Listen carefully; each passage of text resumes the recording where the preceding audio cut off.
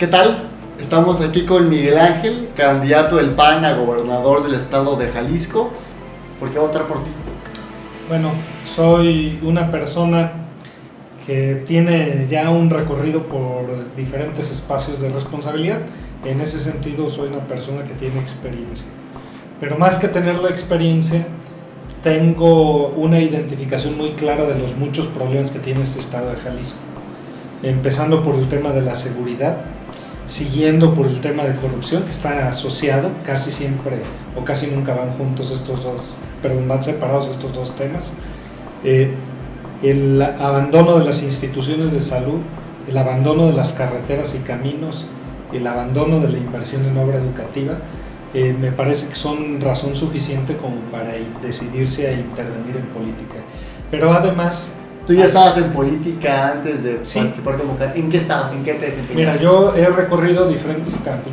Para empezar, yo milito en el PAN desde que era adolescente. Mi papá milita en el PAN desde 1956 y mi primer acercamiento al PAN fue en 1982, cuando tenía yo apenas 12 o 13 años de edad. Claramente eres de las fuerzas básicas del PAN, eres panista canterano. De todo el No tiempo. te pueden decir advenedizo. No, ni mucho menos. Cantera. Ajá. Y el PAN me ha permitido una formación, pero también me permitió ejercer diferentes espacios de responsabilidad en este orden. Fui director de investigaciones jurídicas del Congreso, diputado local, fui coordinador del grupo parlamentario del PAN, luego fui regidor del Ayuntamiento de Guadalajara y luego me fui al mundo de la educación. Allí fui coordinador general de la Secretaría de Educación y me quedé como secretario de Educación al finalizar el periodo de Ramírez Acuña y continué los 3 primeros años de Emilio González. Al tercer año, el maestro Alonso Lujambio me invitó a ser subsecretario de Educación Media Superior y los 3 últimos años de servicio público los desempeñé en México como subsecretario de Educación. Regresé a Jalisco, ejerzo todavía, ejercí hasta antes de ser candidato mi profesión de abogado y los 2 últimos años lo combiné con la presidencia del Comité Directivo Estatal del PAN y pues este año tomé esa decisión pensando no solamente en los problemas, en la experiencia, sino también en una visión muy clara, que el PAN como partido dejó de ser un referente para la comunidad y yo creo que tiene que volverse a significar por su capacidad de proponerle soluciones a los problemas.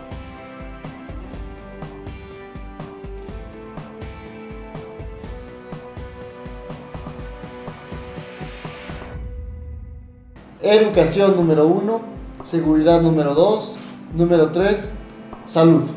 Hay otros candidatos que han puesto en la mesa la idea de hacer otra universidad pública en elección de la UDG.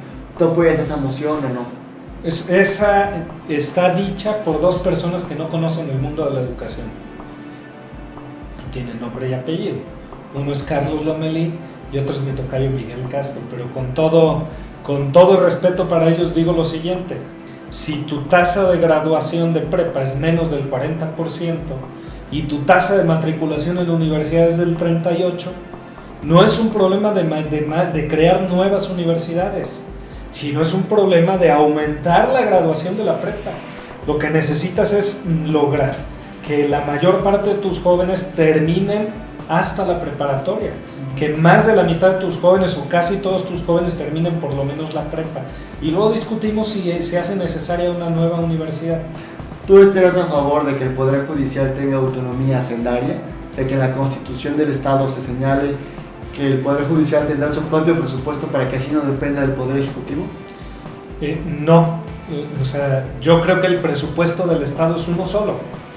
El Poder Legislativo, el Poder Ejecutivo y el Poder Judicial tienen una sola fuente de ingresos. Cada uno de esos poderes debe tener lo que necesita. Creo que el debate sobre el presupuesto tiene que ser un debate mucho más abierto. Es que el presupuesto se confecciona en el diálogo entre los 3 poderes. No lo hace el legislativo en autonomía, no lo hace el ejecutivo en autonomía, no lo hace el judicial en autonomía. Tiene que ser el diálogo entre los poderes el que diga hasta dónde alcanza para resolver problemas. A mí no me parece que en ningún caso, no solo en el judicial, tampoco en las universidades públicas o en otro caso, el presupuesto deba ser una caja ciega. El 8% lo dedicamos... Porque eso se ha puesto en la mesa, que sea entre el 2 y el 3% del presupuesto que tiene el Poder Ejecutivo. ¿Tú no estás a favor de eso? No, es que a lo mejor necesitas más. O sea, al final de cuentas, no, te lo digo con seriedad. O sea, si como lo dije hace rato, lo que necesitas es aumentar el número de juzgados, entonces el presupuesto que van a necesitar es mayor. El problema cuando fijas una tasa así es que dejas todo congelado a valor presente. Entonces dices, lo que estamos gastando es, invento un número, el 1,5% y lo vamos a subir al 2%. Pero ¿y si lo que necesitas es el 4%? ¿Tú apoyarías que en el Estado se permita el consumo lúdico de marihuana? A ver, yo creo que hay un error muy grande de apreciación en cuanto a lo siguiente.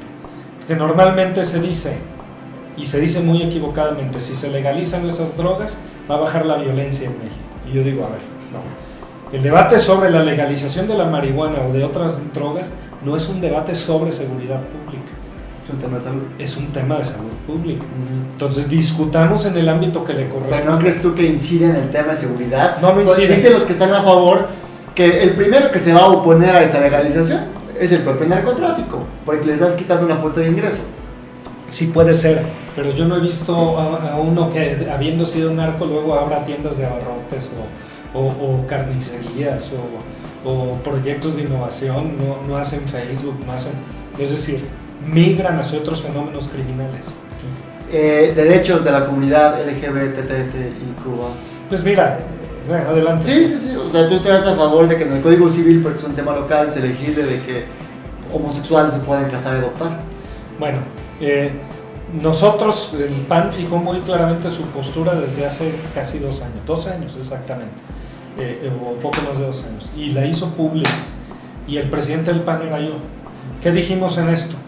Pues hay un bien que pertenece a la cultura mexicana, o jalisciense en particular, que asocia al matrimonio como una unión entre varón y mujer. Y ese es un bien que pertenece a la cultura y que es aceptado por una parte muy amplia de la comunidad.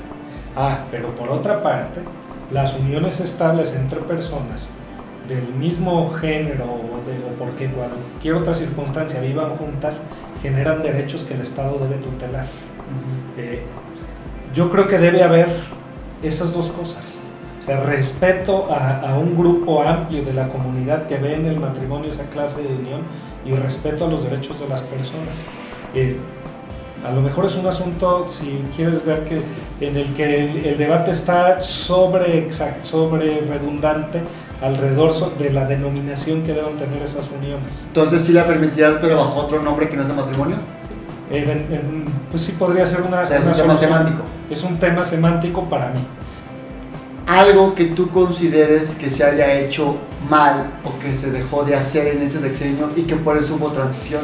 Sí, yo creo que dos cosas, una que se hizo mal y otra que se dejó de hacer.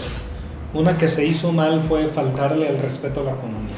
¿Cómo se le faltó el respeto? Bueno, el asunto de la mentada, ¿no? A mí me parece que eso denota frivolidad y denota menosprecio por la comunidad, y eso nunca debe haber ocurrido. Okay. Y lo segundo es que las faltas que cometieron algunos se quedaron sin castigo, es decir, la impunidad. Porque la impunidad va haciendo crecer la corrupción y ese mal nos carcome.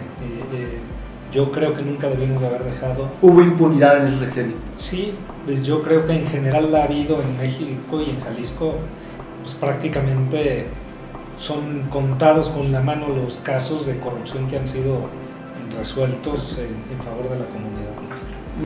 Ayer, en un chat que teníamos de un grupo de amigos, uno dijo: el carro, me robaron la computadora del vehículo. Otro ese mismo día dijo: abrieron mi departamento y me robaron A, B, C, D, Y. Esa impunidad, que es la que más preocupa de calle, ¿tú cómo la vas a solucionar? Bueno, primero te digo, tampoco estoy exento de eso. Pues el domingo por la tarde asaltaron mi casa de campaña. Se llevaron equipos, se llevaron cosas.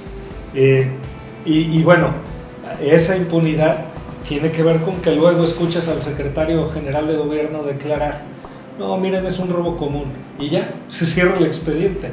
Entonces, finalmente, la impunidad nos alcanza a todos. Hace un par de años a mi esposa la despojaron de su vehículo, pistola en mano. Es decir, todos hemos sido víctimas Es de eso. insostenible. Es No, y a mí en insostenible. lo personal me causa indignación porque sostengo que es la principal función del Estado, dar seguridad. Estoy de acuerdo Para contigo. eso está. Y si ni eso cumple, entonces da razón a los que dicen no sirve para nada, los políticos no sirven para nada, los partidos no sirven para nada. Pues ¿por qué no sirven? Porque lo más inmediato no me lo alcanzan a resolver. Y escuchas al gobernador decir, bueno, miren, sí es lamentable el caso de los jóvenes desaparecidos, pero créanmelo, he hecho todo lo que podía hacer. Y luego se guarda silencio. ¿Por qué?